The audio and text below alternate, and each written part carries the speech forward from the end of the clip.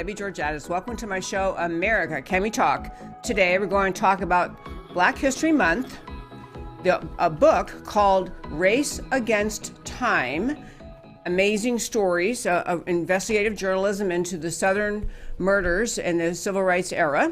And then, sorry, Bernie, Castro's Cuba is miserable. And finally, a coronavirus Washington, D.C. update. And of course, I'll tell you why these stories matter to you. Stay tuned. I am America, one voice, united we stand. Debbie Georgatos, host of America Can We Talk, is an author, attorney, and political analyst whose mission is to inspire the American political conversation about preserving liberty in the best country on earth. Hello again, and welcome to America Can We Talk and to today's First Five. I'm Debbie Georgatos. Well, this is Black History Month, and quite often during Black History Month, in other years, the last 5 years this show's been going on, I've had a variety of people come in and talk about what Black History Month means to them, how they celebrate with their children. But we're drawing to the close of that month. This is almost the end of February. I wanted to share some thoughts, and in part they're based on what I read in this book called, again, Race Against Time. But it's about Black History Month and whether conservatives should celebrate it, ignore it, explain it. But I'll kick it off by telling you two quick stories. You all know, I believe, you know the name Candace Owens. She is the founder of Blexit. She is the one who, stands for the Black and Latina exit from the Democrat Party. She's a very beautiful young Black woman who has is trying to lead a movement in America to inspire Black Americans to exit voting for the big government Democrat Party. The way she got started, one of her main famous videos she did, literally just sitting in her apartment, I believe at the time in Philadelphia, maybe in New York City, sitting there just doing videos, YouTube videos, into her phone. She told a story about her life that day. She said, I got up this morning, I decided to go to the gym and work out. So I went to the gym, I checked in at the front desk. The guy who happened to check my ID was white, he's a white guy. And then I went over to the workout area, and the guy who gave me my towel is an Asian guy, and then the guy who helped me on the equipment was a Hispanic guy. And then afterwards, on the way home, I stopped at Starbucks, and the person who waited on me, gave me my drink, was a, whatever she said, white guy, black guy. And her point was that in real life America, in this era, and we're now, this was occurring during 2019 or maybe in 2018, but in this era, most of us in America have very normal, happy, and very comfortable interactions in our society with people of all different races. We don't spend all day long categorizing people we see, making assumptions about them based on the color of their skin, about whether they're smart or not smart, friendly or not friendly, going to be nice to me or not.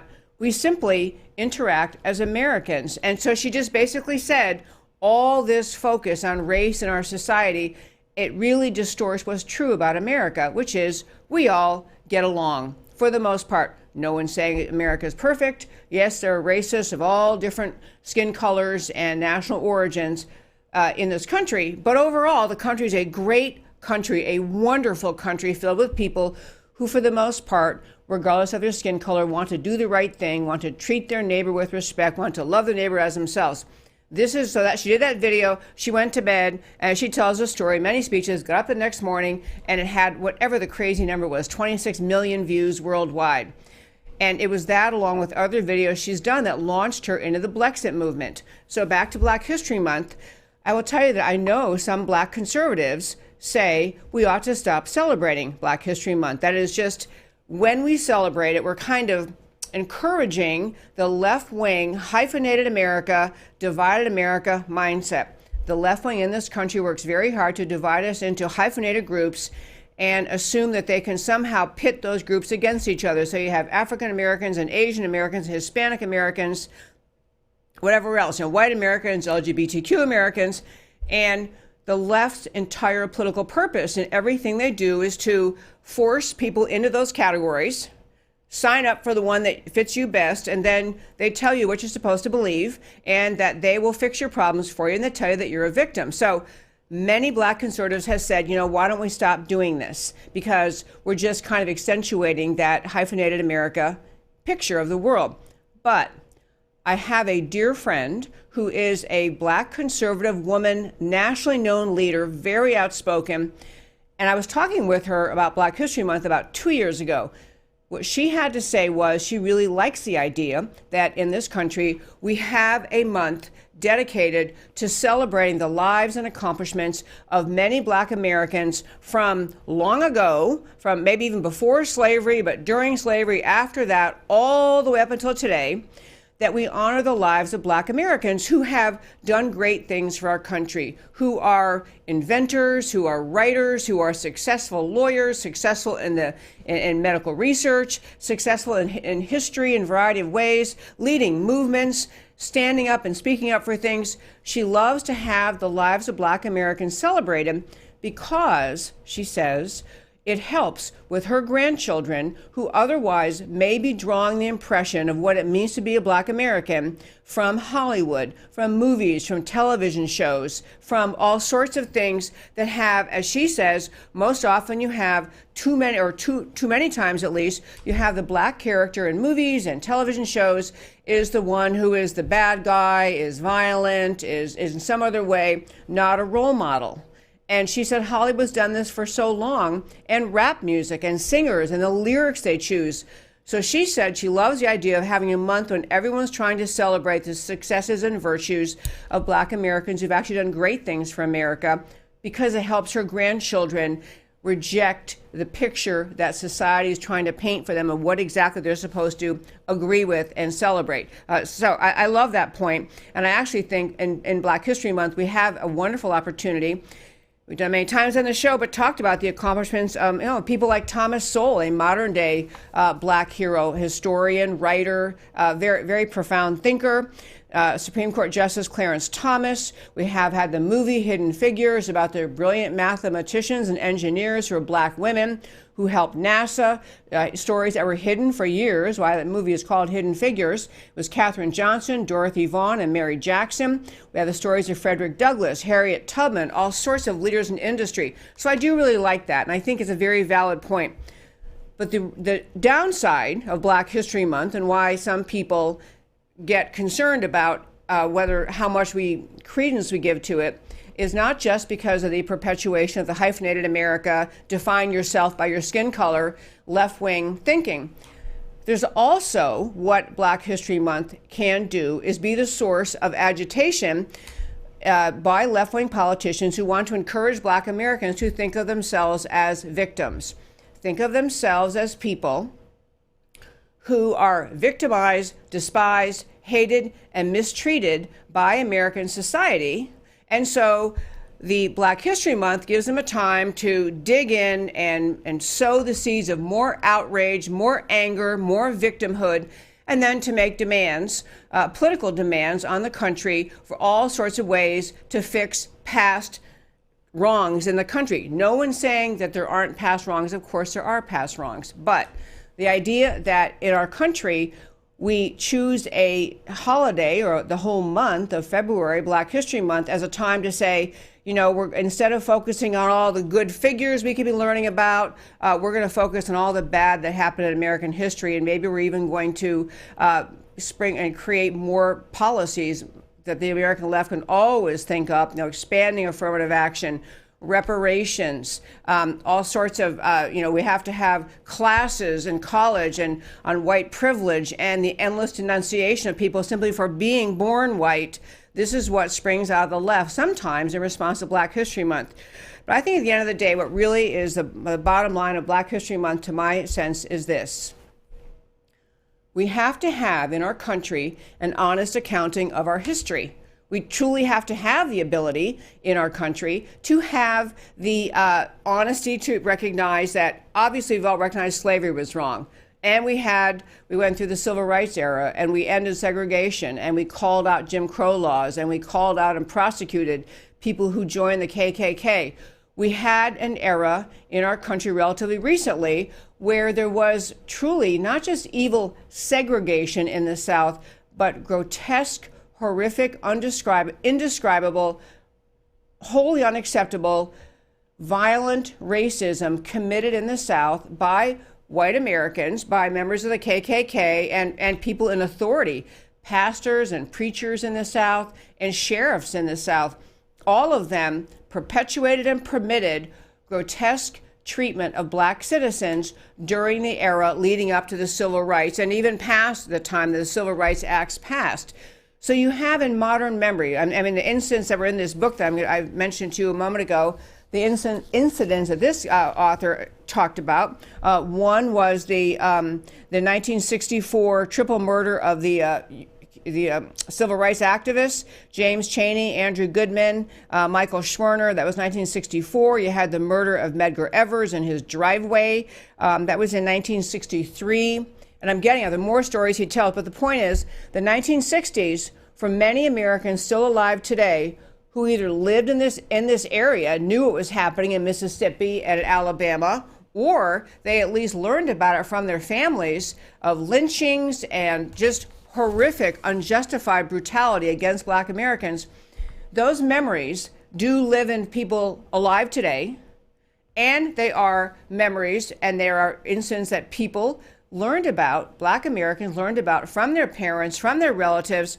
So these are not ancient history. These are not 100 years ago during slavery. These are in, common modern memory of some black Americans. And I raise all that to say, to my sense of Black History Month, I love Star Parker's idea. Star Parker is the one who was talking about her grandchildren having been appreciating that her grandchildren got to watch the celebration of accomplished black Americans. But I also like the being honest about America's history, what happened, and having that exposed, and so we understand what happened in the South and other places, but mainly the civil rights era murders and Medgar Evers and the church bombings were all undertaken by the KKK in the South. And at the same time of that honest recognition and the determination to bring people to justice, we also had in America an extraordinary, profoundly great history in this country of the American people rising above racism themselves, of the American people. In fact, Larry Elder, a longtime black conservative spokesperson, writes about this and encourages this idea. If we just focus on the evils of the harm to black Americans by things that happened in the past, where is the place for celebrating the good that happened? Where is the place for celebrating that the people who had who participated in ending segregation, in ending slavery, in ending the KKK and exposing them, white people who helped to bring other people to justice? Where is the rightness of that? And the broader sense of the American people, from the time of the founding of our country, we had a constitution that wasn't perfect. It acknowledged the existence of slavery. It didn't give women the right to vote. But over the decades and centuries, America has been on a perpetual, constant self-improvement mode.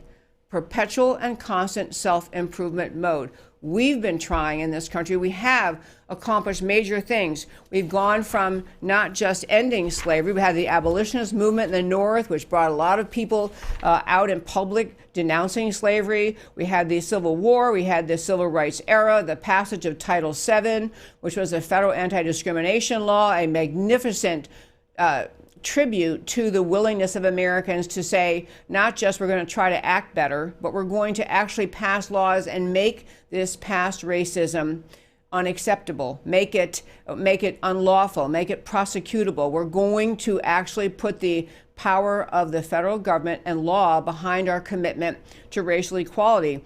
We had the ending of segregation. None of these things happened easily, but there were white and black Americans fighting for all of these things. There were white Americans fighting alongside their black brothers and sisters, working to end segregation and the Jim Crow laws, to attack the KKK, and to make them, the KKK, the Ku Klux Klan, an object of loathing and hatred. And so to wrap up the first five today about, which is more than five, but there you go, which is about the Black History Month, I just think it's really important to move our country forward in a way that we listen to each other, we understand each other, but we move forward. We're willing to give honest acknowledgement and admit that the people who we are honoring, the Black Americans that we honored, there are many Americans in history in our country that we should have been honoring all along. We're going to do that more. We're going to be honest about the history of America. We're going to work to correct the wrongs of the past. And if we still have people who have committed acts that are, that should have been prosecuted, we're going to go ahead and do it. But we have to be willing as Americans to also embrace the truth of what Candace Owens points out, the truth what I talk about often and many others do, which is America is mostly a place filled with good people of all backgrounds, all races, all ethnicities, who try very, very hard to do the right thing, to love their neighbors as themselves, and to be better Americans. And we have, in the course of American history, made America better and better and better. And I would love for that to be a central thing we celebrate in Black History Month. And that, my friends, is today's First Five. Well, I'll tell you about this book that I read. I want to just share it with you because I think it's getting a lot of attention. It's won some national awards. And I just want to mention it to you. I actually got it off of Amazon. It is called Race Against Time. Race Against Time. It's by a guy named Jerry Mitchell. And the coolest thing is, he is a journalist. He's been, he's a journalist, been a journalist his whole life, or his whole career life. He actually was a reporter, an investigative reporter in Mississippi, and he's been a reporter since 1986. And he just decided that he knew of, he saw the movie Mississippi Burning. He recognized how many of these civil rights era crimes, like the church bombings that killed the 4 young girls, like the murder of Medgar Evers, the murder of the 20 Klansmen involved in killing the 3 civil rights workers. He realized that not all the people have been brought to justice, and that some of the reason they hadn't been brought to justice is because there were too many people who were just simply not ever going to budge in testifying and acknowledging what happened. You had investigators give up and just say, okay, we just can't figure out, the case is closed, or cases left just uninvestigated, or they dropped the investigation. And he decided that he was going to use his investigative journalist talents, his skills, and going to dig in and figure out these cases, figure out what happened and why it was that these people actually ended up being never being prosecuted. And through his unbelievable tenacity, he used, as he says, the skills he learned as an investigative reporter.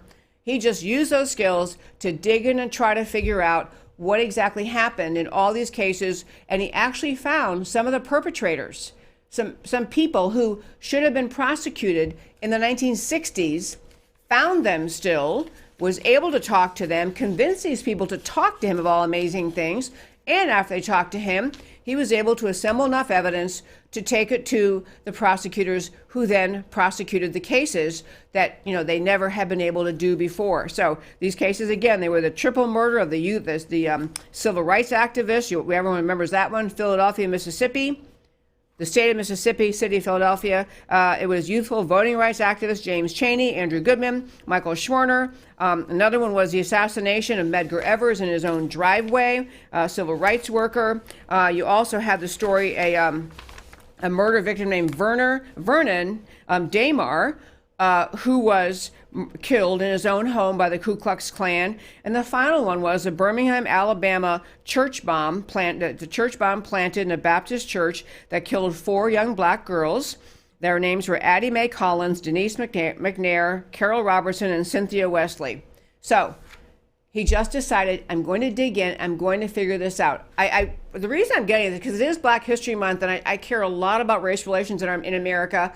I think we end up off track in our country when, on the conservative side, we too lightly dismiss. We say, well, yeah, but that was long ago. Everything, we're doing better. Let's ignore the past. We cannot ignore the past. This guy is saying you got to dig in and figure out the past, figure out what happened. And if people actually still walking around who were responsible for planting that church bomb that killed 4 young girls, they should be brought to justice. And through his amazing, tenacious efforts, he did. he actually accomplished bringing these people to justice. I'll tell you 2 quick stories from his book. I really do urge you to read it. It's kind of an amazing thing. It reads almost like a fiction book, very fast-paced, very, very good book. But one guy that he pursued finally got permission to go. The guy agreed to meet with him, which was simply breathtaking.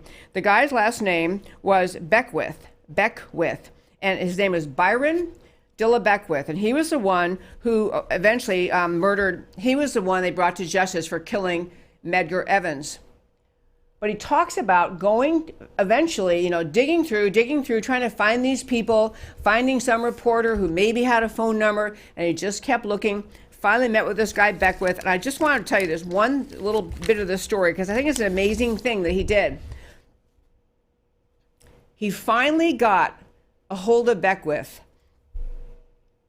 This is a Ku Klux Klan guy, killed Medgar Evans, or responsible for the killing of Medgar Evans, and he was just simply unwilling to, I'm going to find the right story here, but unwilling to let it go. And so this guy, Jerry Mitchell, author of the book, tracks down Beckwith, finally gets permission to meet with him in his house. He details all the ways he had to dig and call and make connections and trying to get sheriff's departments today and the FBI to be interested. Even back then, the FBI was not interested in helping some of these cases, but he goes to Beckwith's house, the guy who killed Medgar Evans. He talks to him, interviews him. And in fact, Beckwith said to him in agreeing to the interview, he said to Jerry Mitchell, the author, so are you Christian? And this was very telling because, of course, this Jerry Mitchell guy goes, oh yeah, I'm Christian. But what Beckwith, this KKK era level killer, is thinking is, well, if this interviewer, this guy from the newspaper, Jerry Mitchell, if he's really Christian, he'll be on our side. He'll think it was great to kill black civil rights people, great to kill black people. He'll agree with me. He'll side with the KKK. This is how he thought. He actually thought that for him, Beckwith thought, well, it's fine to talk to Mitchell because he's a Christian, so he'll want to kill people. He'll agree with what I did.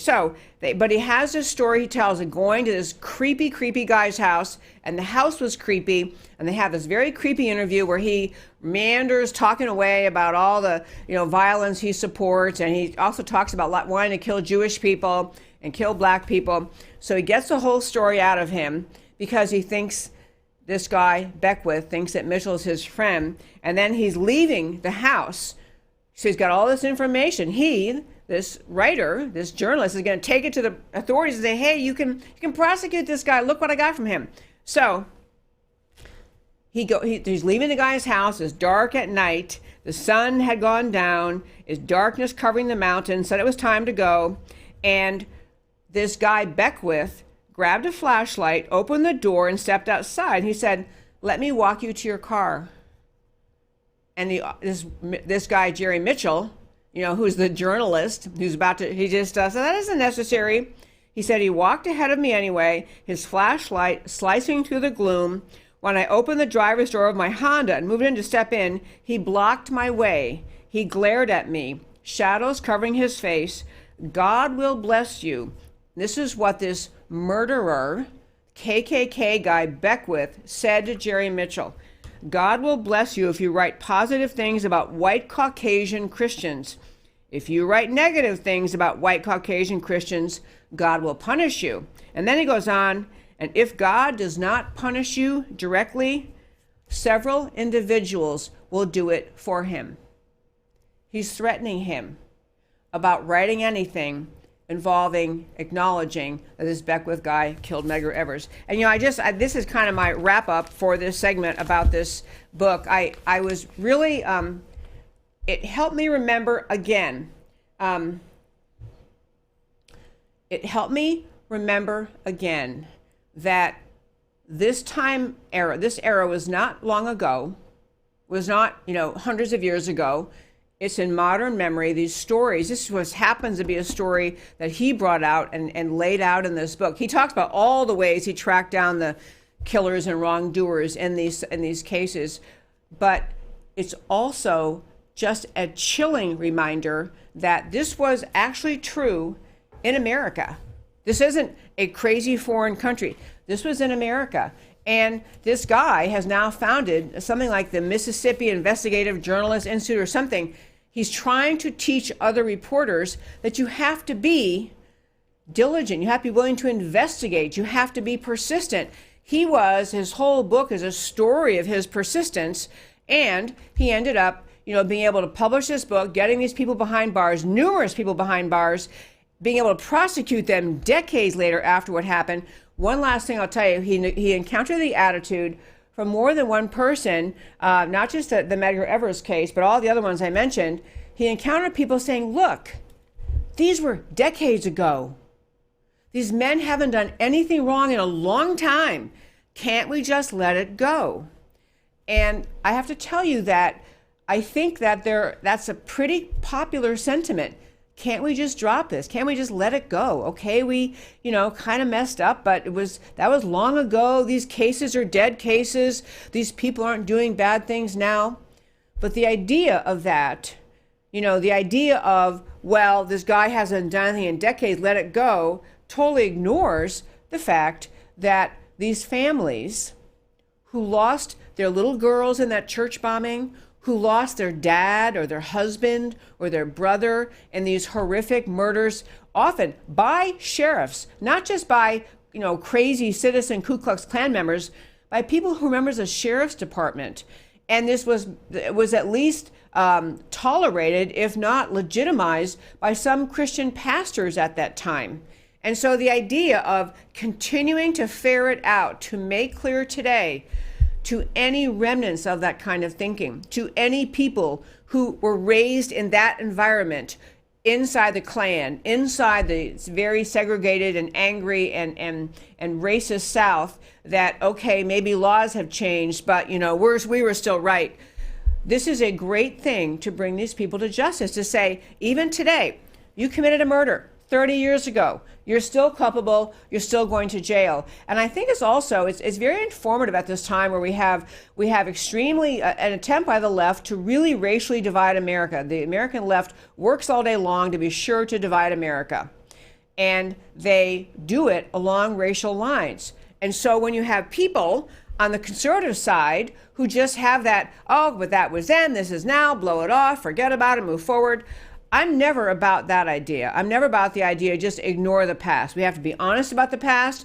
We have to deal with the past. It may involve prosecuting people for conduct in the past, but it doesn't mean that we have to dwell in the past and live in the past. And it also doesn't mean that we have to make radical policy changes today based on things that happened 50 years ago. And especially, we don't have to make radical changes in policy, such as the left is always pushing, given what great accomplishments America, a country filled with good people, Americans have made as we push forward with with our growth as a country rooted in unity. We can be a good and noble country. We are a good and noble country. We can still deal with the past. We can still acknowledge things weren't perfect, but we move forward not by perpetuating the just horrifically harmful left-wing tendency to divide Americans by hyphenated groups and divide us by skin color and assign our viewpoints and history by skin color.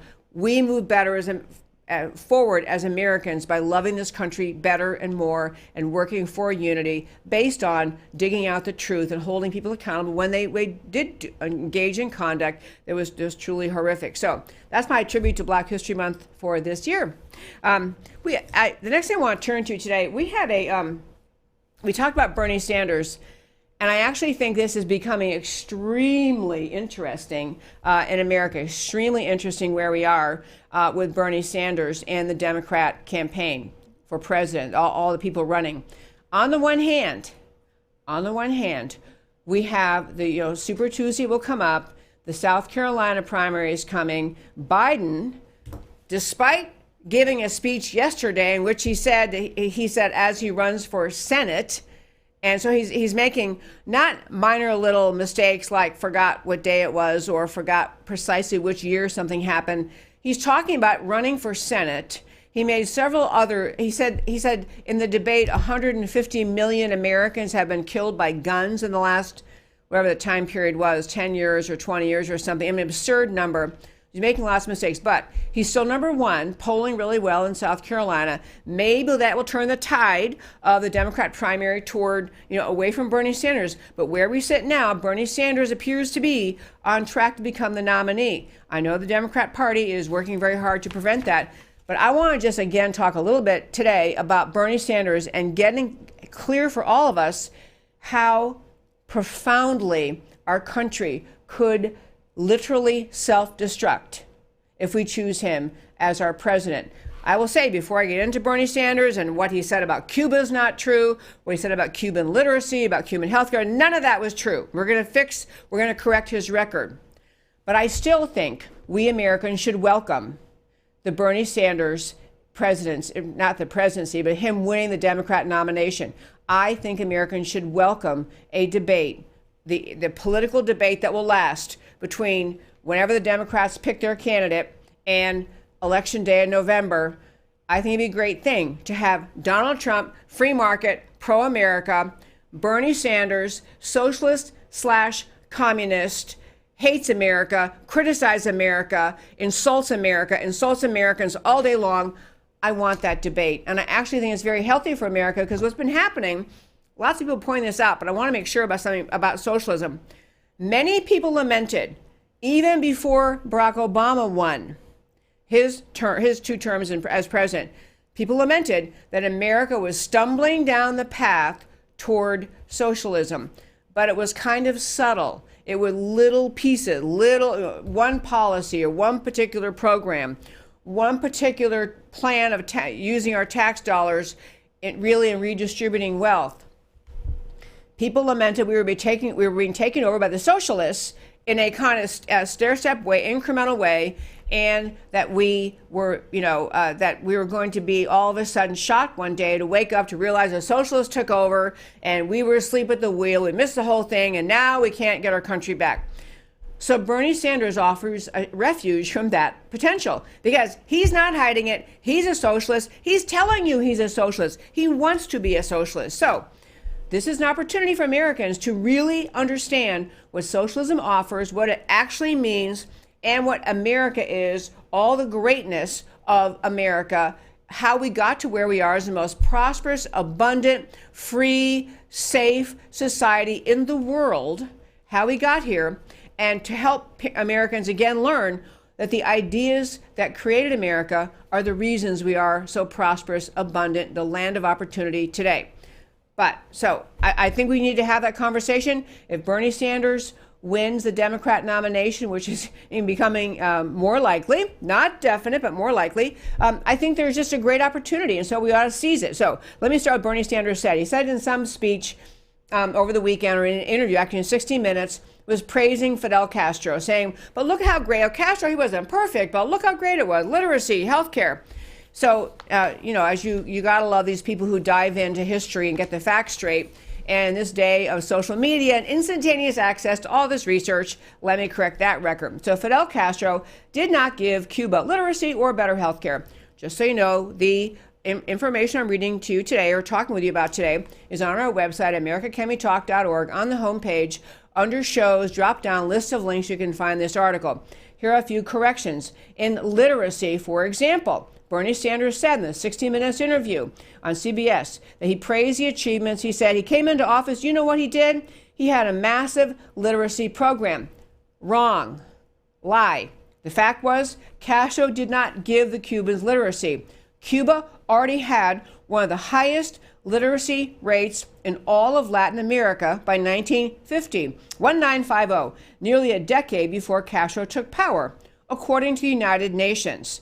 And even the Washington Post fact checker probably killed him to say it, but they debunked the politicians' claim that Castro had significantly improved Cuba's healthcare and education. You go on and on. They already had a high literacy rate. If anything, the quality of education in Cuba has gone down. The kids are being taught in dilapidated schools by poorly paid teachers, and Castro has not, through his communist policies improve literacy in the slightest if anything has gone down under Castro's regime. Same with health care. Another lie. And the reason I'm telling you these things is not just to pick on Bernie Sanders, but you should be able, in your conversation all day long, whoever you talk to, because your friends will say, hey, who are you voting for? Hey, Bernie's not so bad. You know, he made a great point about literacy. You ought to be able to say, actually, you know what? That's not true. Bernie lied. Literacy was great in Cuba before he came along. He's made it worse. Same with health care. Same kind of information on health care. Castro gave Cubans health care. This is a claim by Bernie Sanders. Also untrue. Cuba was already near the top of the heap in terms of measurement of access to quality health care before the revolution. And anyway, it just goes on and on with all sorts of data pointing out that it's a complete farce. Castro did not improve the health of people in Cuba. Ongoing from there, you have Cuban hospitals so ill-equipped. I mean, communism creates poverty. Communism creates lack. Socialism creates poverty. Socialism creates lack. All communism is socialism with no way out. By that I mean the economic system that communist countries use is socialism. The only difference is, so communists are socialists. Communists have just seized all power, so there's no other lawful political party. So everyone has to go along with whatever the communists say because they have no way to get out of it. And they have no way to vote a different regime, to vote for new ideas, because all power is owned by the Communist Party. But the system they use is socialism. And this idea, I mean, I'm kind of chomping at the bit to have this national political conversation about socialism and communism versus freedom. Or the other way to put it is America and freedom versus socialism, communism, and tyranny. And we need to pick America and freedom. But actually another point to make to your friends, we're kind of lured into, well, Bernie Sanders is kind of cool, and he seems like a good guy. He's got numbers. I mean, I'm sure he can pay for everything.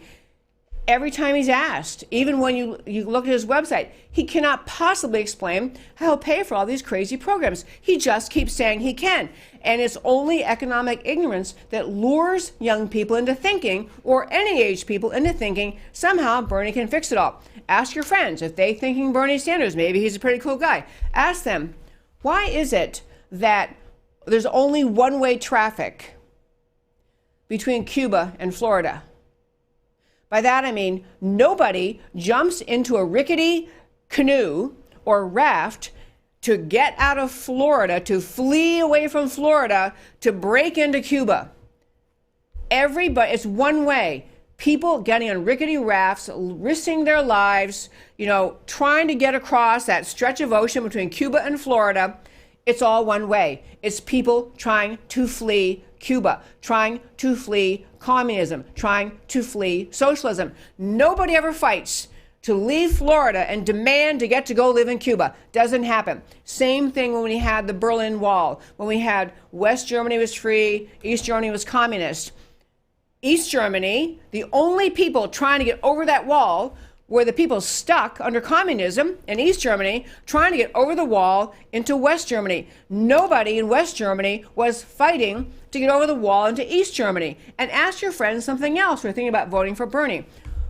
Why is it that communist countries are the ones who make the law that says to their own people, you have lost your freedom. You're not allowed to leave. You may never leave this country.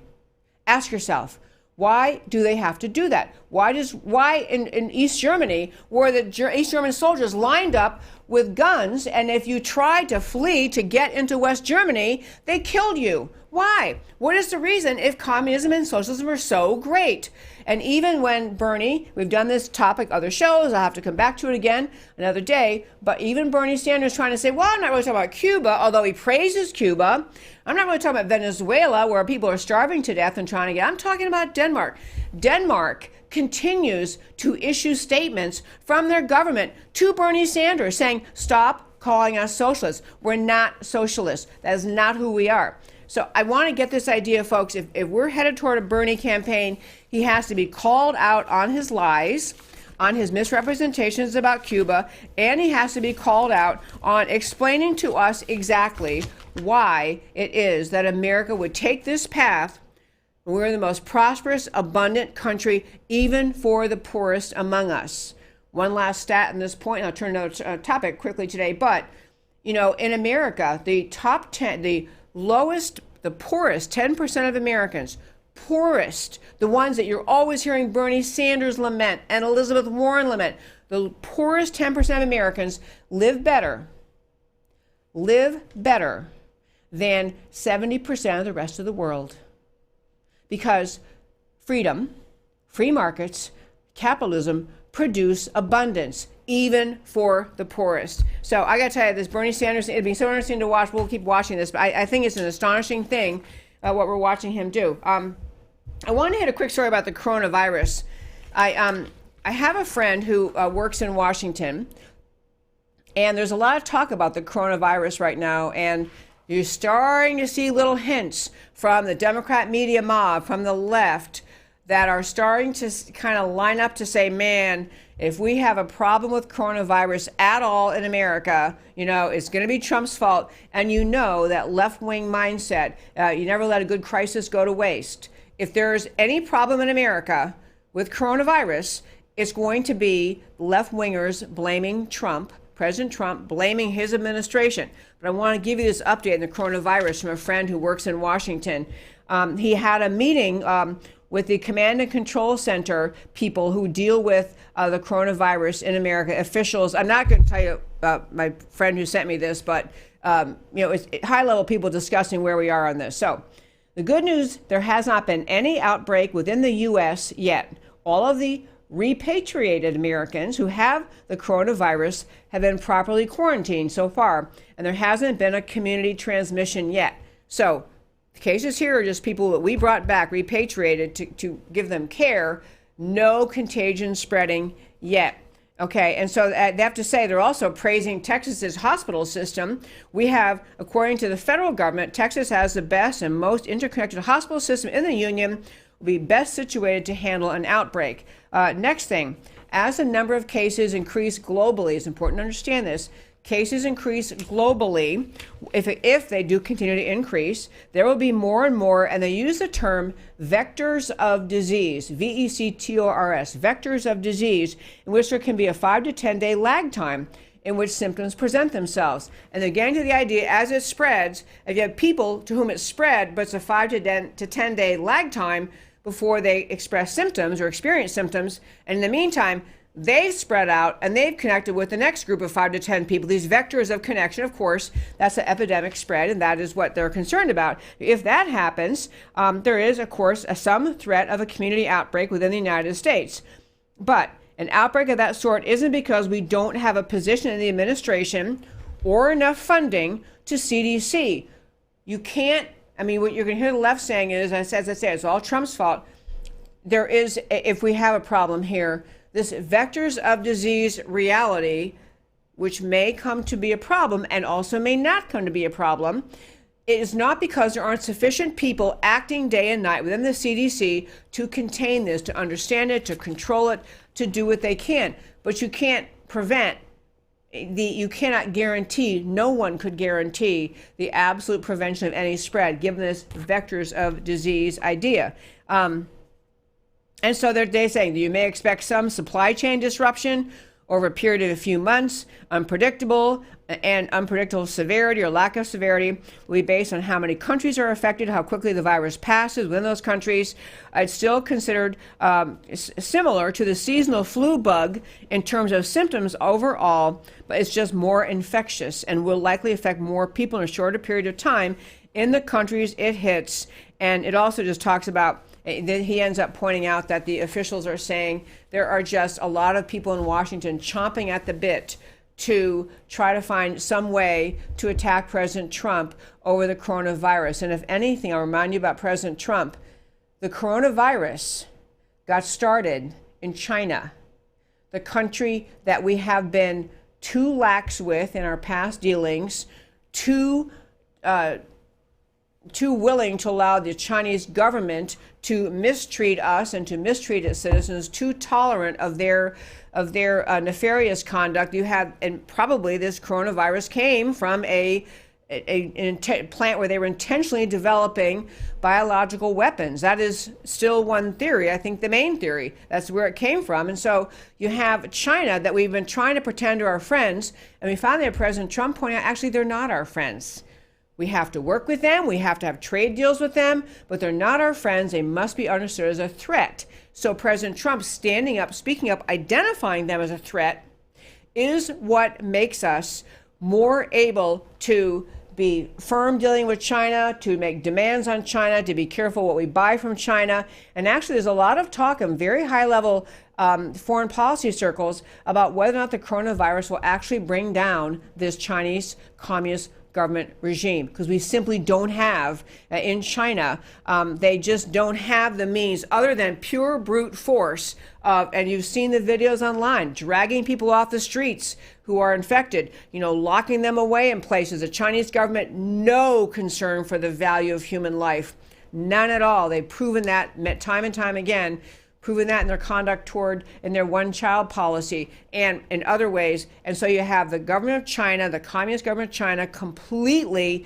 unconcerned about the value and quality of human life, completely just very, very secret, never willing. In fact, they sat on this secret of the coronavirus for too long, making it more likely it would spread. So there you have, now you have where we are. The world is watching cases. Italy's has some cases, and I'm sure they're trying to figure out how they got there. And obviously the cruise ships have people infected. So we have, the world is now paying attention, but China was a problem from the start by not acknowledging it. China was a problem from the start because they don't really have the kind of quality control that we have in our country in all sorts of arenas of life, in health and in production and manufacturing. So we have a serious problem on our hands. Nothing I'm saying is supposed to sound like, oh, everything's fine, don't worry about it. But we do have the best officials in America working to contain it, working to understand how it's going to be transmitted, urging people to wash your hands, stay clean, all kind of things that you can do to prevent the spread that you can do yourself. But at the end of the story, I'm really just wanting to get at the idea that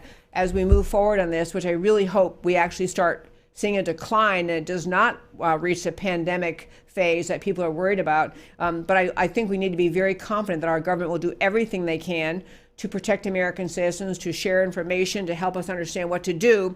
I'm sure they will, and we need to not fall for what the left will try to do, which is blame Trump somehow. If he'd only appointed 2 more CDC officials or only done something, this wouldn't be happening. The left will do that because that's all they have left in fighting Trump. They can't fight his successes in policy. They can't fight the successes in our economy. They're looking for something to attach to him. Don't let the left, in your thinking, attach whatever happened to the coronavirus to the Trump administration. They're doing everything that can be done. Okay, my friends, this show always races by and is past my time before Matt, the wonderful producer, tells me it's time to rock and roll. I want to talk to you about why the stories we talked about today matter to you. So to start with, the truth about Black History Month and why it matters to you. The long-term goal and ideal is American History Month, in which great American men and women of every ethnicity and skin color are honored, irrespective of their gender, ethnicity, or skin color, but on account of their character and their recognition of the meaning and power of American exceptionalism. Near term, honoring Black Americans in a separate Black History Month is worthwhile, in my view. Role models for character, wisdom, ambition, skill, and persistence are valuable for all. Honor truth about the past and truth about the progress America has made. Reject the invitation the left is always giving us to divide us. Clarence Thomas, as a great example, in his own words, created equal. That was his film that just came out. It was wonderful. Sorry, Bernie, Castro's Cuba is miserable. For the sake of an essential and powerful American awakening in 2020, bring on Bernie Sanders for president. Cuba under Castro made Castro wealthy and Cubans miserable, just like Venezuela under Chavez and Maduro, just like every other socialist and communist government ever. Never forget, real human beings by the thousands sought escape from tyranny, always from Cuba to the U.S., never from the USA to Cuba, always from communist East Berlin to free West Berlin, never the other way. And communist soldiers ordered to shoot those trying to escape. Why? These are learnable lessons in 2020. American patriots must teach them. Speak up for America. And finally, in the coronavirus and DC update, do not consent as Americans to the politicization of everything. President Trump didn't cause the virus, and he won't solve it. The American spirit of innovation, determination, resilience, and love of life will solve it. But do remember, the nation of origin of this virus is Communist China. The likely origin of the virus is bioweapon experimentation by Communist China. The early lies about its significance were told by Communist China. Communism is a dark, deadly enemy of freedom and truth. Prior to President Trump, too many R&D administrations dismissed this reality. Medical shortages in America, which may be coming, if they occur from China's shutdown, are due to decades of selling out American manufacturing to China via trade policy. Trump is on the right track with China policy. And that, my friends, is America Can We Talk for today. Love talking to you every Monday through Thursday, 3 p.m. Central Time. Tune in every week and every day, Monday through Thursday, where we talk truth about America and why it matters to you. I talk truth about America because it's the most extraordinary and precious gift of liberty ever to bless this earth. I talk about it because America matters. I'll talk to you tomorrow.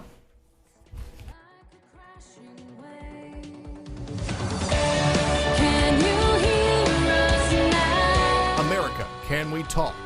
Truth about America. Can